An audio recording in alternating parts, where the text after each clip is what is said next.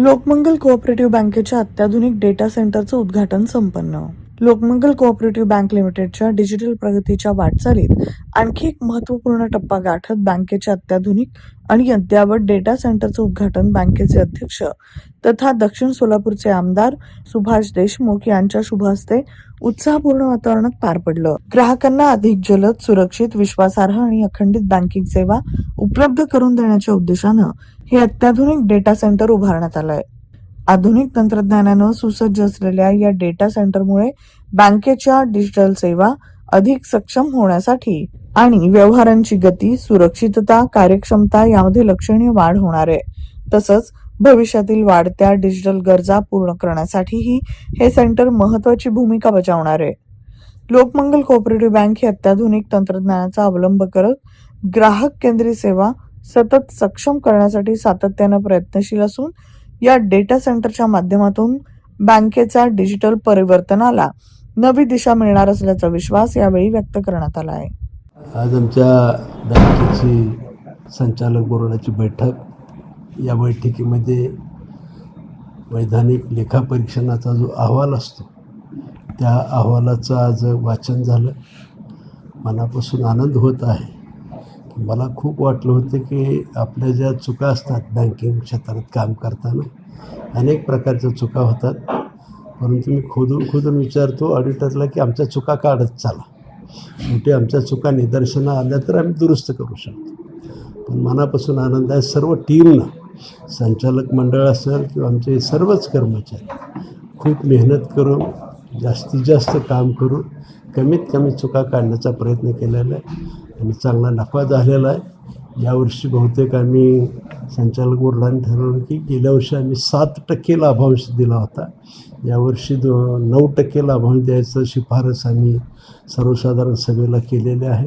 27 जूनला वार्षिक सर्वसाधारण सभा ठेवणार आहोत. मनापासून आनंद आहे की आत्ता पुढच्या काळामध्ये आपल्या बँकेची वाटचाल ही शेड्यूल बँकेच्या दृष्टीनं पुढचं पाऊल टाकत आहोत. त्यासाठी याच्यासाठी जे लागतात तांत्रिक गोष्टी, त्या सर्व गोष्टीची पूर्तता करण्यासाठी सुद्धा बँक अग्रेसर आहे. सोलापूर जिल्ह्यात नव्हे तर एकंदरीत महाराष्ट्रामध्ये अग्रगण्य असणारी आमची वित्तीय संस्था लोकमंगल कोऑपरेटिव्ह बँक माननीय बापूसाहेबांच्या मार्गदर्शनाखाली हजारो कोटींचा व्यवसाय पादाक्रांत करीत आहे.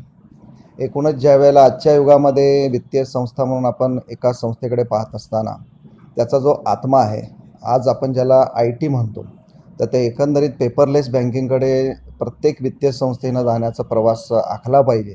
आणि याची दूरदृष्टी लक्षात घेऊन माननीय बापूसाहेबांनी गेल्या वर्षभरापासून शेड्यूल बँकेच्या दृष्टीनं ज्या काही आवश्यक असणाऱ्या तांत्रिक बाबी आहेत त्याची पूर्तता करण्यासाठी आम्हाला निर्देश दिले.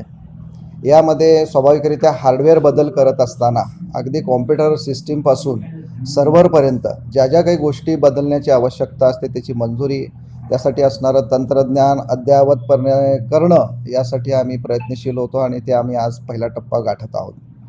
यामध्ये सर्वात महत्त्वाची गोष्ट असते म्हणजे की बँकेचा आत्मा म्हणजे की डेटा सेंटर, आणि ह्या डेटा सेंटरच्या अनुषंगानं सोलापूर जिल्ह्यामध्ये कोणत्याही कोऑपरेटिव्ह बँकेकडे नसलेली सिस्टीम सर्व्हर, जो की 2 प्रकारचे सर्व्हर असतात, एक स्थानिक आणि एक दुसऱ्या ठिकाणी असतो, दूरस्थ ठिकाणी. तर स्थानिक ठिकाणचा सर्व्हर आम्ही अत्यंत अद्ययावत अशा HP कंपनीचा घेऊन त्याला लागणारं जे बॅकएंड सॉफ्टवेअर असतं डाटाबेसचं, ओरॅकल, हे देखील अधिकृतरित्या आम्ही घेतलेलं आहे. या एकंदरीत सिस्टीम चालवण्याच्या दृष्टीनं ज्या ज्या काही आवश्यक प्रणाली आहेत, जे सॉफ्टवेअर्स आहेत, ते देखील अधिकृतरित्या लायसन कॉपी घेतलेल्या आहेत आम्ही. तर या सगळ्याची पूर्तता करून याच्या पुढे जी गोष्ट असते ती म्हणजे CBS software, core banking software. आम्ही नव्या प्रणालीकडे जात आहोत आणि ह्या नवीन बँकिंग सॉफ्टवेअरच्या माध्यमातून अत्यंत जलद सेवा, सुरक्षित सेवा आणि प्रत्येक कर्मचाऱ्यांच्या माध्यमातून प्रत्येक कस्टमर, प्रत्येक ग्राहकापर्यंत सर्व ज्या काही वित्तीय सेवा आहेत त्या अत्यंत गुणवत्तापूर्ण पोहोचण्याचं कार्य या बँकेच्या माध्यमातून आम्ही करणार आहोत.